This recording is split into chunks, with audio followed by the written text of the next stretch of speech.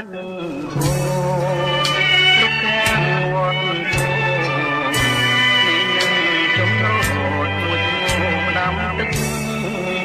ជុំនុន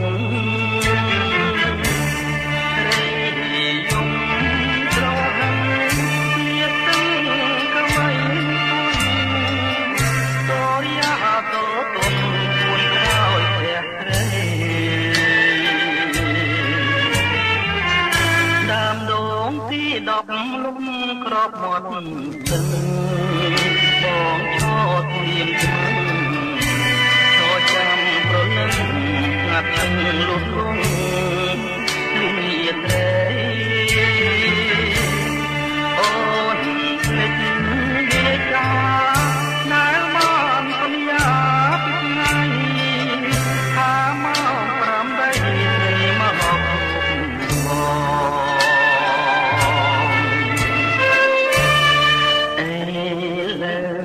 បាត់ដូនក្បួនរត់ទឹករួចអំណាចលឿនអន់មកបងកាវត្ត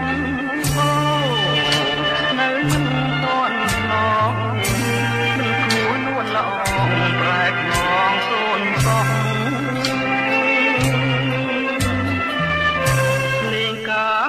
ក្រឹមពីទួលតាឯងខ្លាយពីខ្លងខែករីពោះវែកបិទណែករៀបការនឹងប្រងមកឈរមាត់ទឹងប្រាំងយំរងំក្នុងពោះលាស្រីត្រង់ឈ្មោះក្នុងជាខ្លា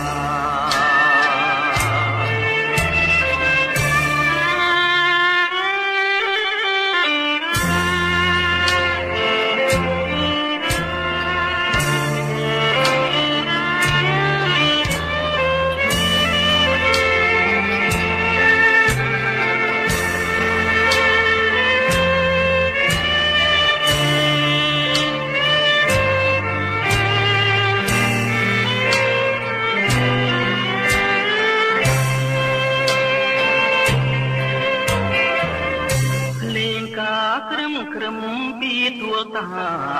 ងខ្លាយពីខ្លងខែកជារី